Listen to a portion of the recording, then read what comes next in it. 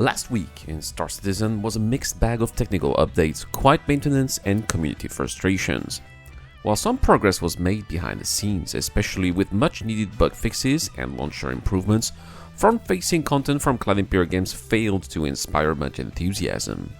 Between the lackluster Star Citizen Live episode and the ongoing silence on important post-patch analysis, the player base is once again left wondering when meaningful gameplay-relevant communication will return.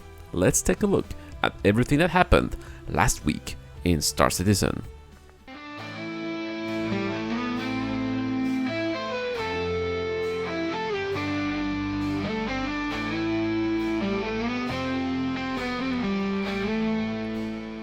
As always, the win began on Monday, July 21st, with the publication of the latest This Week in Star Citizen.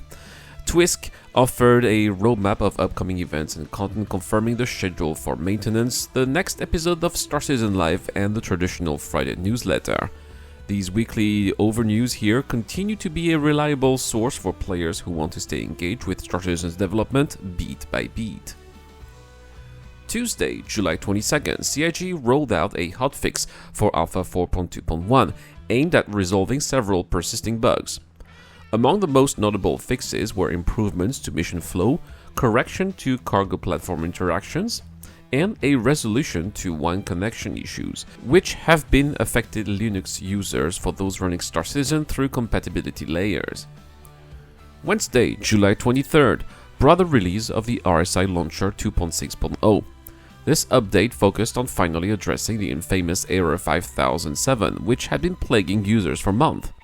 A long list of tickets were closed as part of the patch, however, not everything was resolved. Some players are still reporting flickering backgrounds and folder creation issues resulting in errors 2000, 5008, and 5010. While workaround suggestions were posted on Spectrum, including running the launcher as admin or manually creating missing directories, the update was clearly a mixed bag. On a lighter note, the new launcher now prevents screensavers from activating mid-sessions, which is a small but appreciated quality of life fix. The Thursday, July 24th episode of Star Citizen Live was, frankly, a disappointment for many in the community. Focused on audio design, the show was yet another instance of developers speaking vaguely about what they would love to implement, only to admit that these features are either not feasible at the moment or simply not a priority. With little to no actionable information, the episode felt once again like filler content, and the community response reflected that. Viewership numbers were the lowest for any Star Citizen videos in the past 10 months, and the like ratio hit a historic low, which shows that the players were hungry for meaningful development updates, not theoretical discussions, and we just cannot wait for SeasonCon each year to have meaningful updates about what's happening in the Star Citizen development. It's just not sustainable. Things improved slightly on Friday, July the 25th, as subscribers and followers received the latest edition of the RSI weekly newsletter. The highlight was a sneak peek at what appears to be an upcoming piece of sniper-themed armor. The new design features ornate detailing, suggesting that the art team continues to push for higher quality visual storytelling through gear aesthetic. While not confirmed, speculation is mounting that this armor could be part of a future event with a new lootable set. We will see what CIG has in store for us with Star Citizen 4.3. Speaking of 4.3, we learned on Spectrum that it should go to Evocati as early as next week, which could be an indication that CIG intends to release the next version of the game by the end of next month or perhaps early September. And perhaps even a 4.3.2 or even a 4.4 for CitizenCon.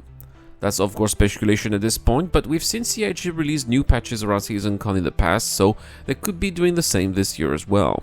Finally, there was some discussion in the community about the long-absent patch post-mortems. These developer retrospectives, which offered insight into what went right or wrong with a given patch, have been missing in action for quite some time. However, Xylo recently indicated on Spectrum that there's still internal interest in bringing them back, especially for complex events like the current race for Stanton. Such a return would be welcomed by many in the community, as postmortems were one of the very few ways to gauge how closely developers' goals aligned with player experience. While the week offered some concrete progress, especially some hotfixes for 4.2.1 and the longer-awaited launcher update, there's a growing sense among the community that CIG's outward communication is failing short of expectation. The timid reception of Star Citizen Live and the continued absence of postmortems are just the latest signs that players are looking for more substance and transparency. That being said, small visual reveals such as the new armor teaser still manage to spark interest. With major dynamic events like Race for Staten on the way, now would be the perfect time for CIG to re-engage with its player base on a deeper level. Let's hope the next week delivers more than just fixes and brings back the kind of developers' interaction that truly drives this game forward.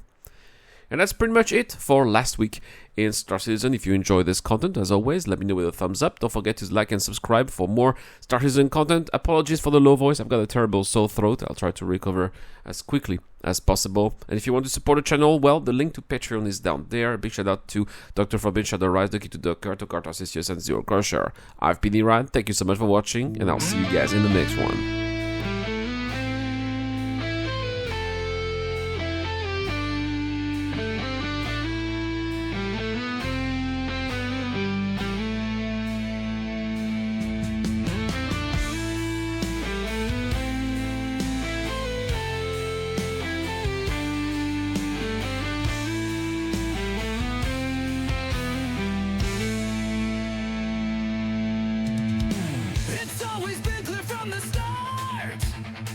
There'll come a time we'll have to be smart.